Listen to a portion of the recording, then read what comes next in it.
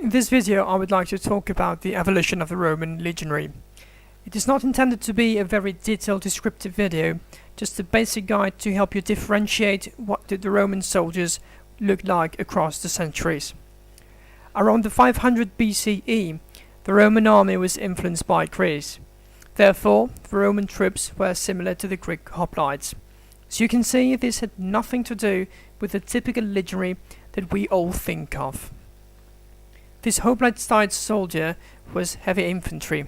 It was very well protected with a bronze helmet.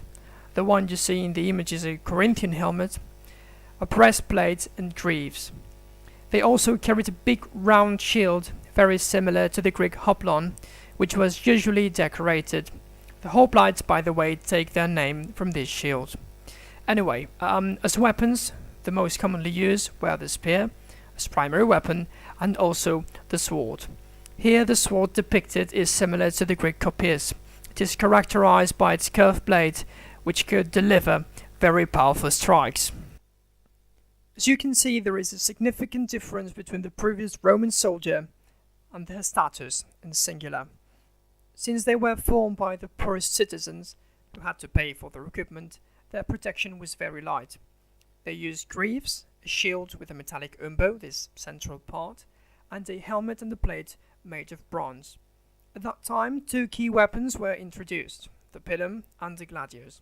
The pila were mainly used as javelins. Pila were thrown at the beginning of the battle, and this of course had the purpose of creating losses in their opponent's ranks. But the pilum has a clever design. If it's blocked by a shield, the pilum would bend, thus making the shield not useful, and the pilum couldn't be used again against the legionaries. The gladius, the short sword, was adopted after the battles against the Iberian tribes, who used this kind of weapon. It became the symbol of the Roman legionary.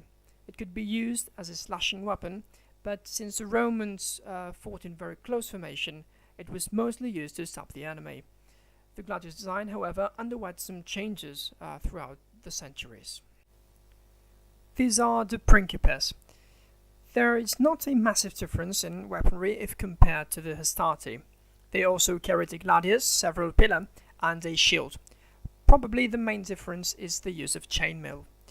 The hastati, being the poorest men, they were placed in the first line, whereas principes, wealthier, occupied the second. The triarii were the last line of men in the Roman legion. They were the wealthiest citizens and also the veteran troops of the army. Their equipment was an oblong shield, a spear, a gladius, and chainmail. Their Apulian-like helmet may be helpful to distinguish them from other kinds of legionaries. Note the crest, the feathers, and the eyelets.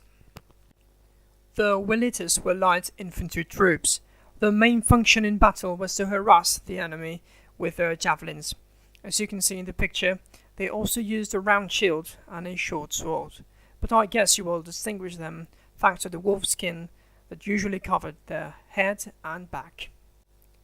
After the reforms of Marius in the 2nd century BCE, the four classes that were mentioned disappeared, and the figure of the Roman legionary emerged. In this period, troops were more standardized. The scutum is oblong, usually red. The protection used was still the mail, and the helmet did not differ very much from the ones of the principes. Again, the weapons used were mainly the pilum and the gladius. Let's move forward to the 1st century AD. This is probably the typical legionary, the one that we all have in mind. The helmet provides protection for the most part of the head and also the neck, thanks to this wide semicircular part behind the helmet. The ear not being closed, it provided good hearing for the wearer. The armor is a lorica segmentata, made of several plates of metal. The scutum is now rectangular, but also curved. This meant that in close combat formation, almost the whole body was protected. As it was mentioned before, imagine the legionary almost fully covered by the scutum and delivering thrusts with his gladius. The scutum was also used as an offensive weapon, either to push the enemy or to deliver strikes with it. The weapons did not dramatically change in this period.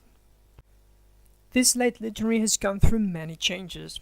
The big rectangular scutum has evolved into a round big one, similar to the ones used by the Vikings, or ellipse-shaped ones, as we can see here. The helmet is more similar to the medieval ones with its nasal. The protection used was again the mail, the lorica hamata. The main weapons were the spear and also the sword, but not the gladius. It is now the spatha, which is longer and thinner than its predecessor. It is also important to note the use of trousers, so to speak, a barbaric tradition was finally adopted by the Roman legionaries. And this is it, guys. Thanks for watching.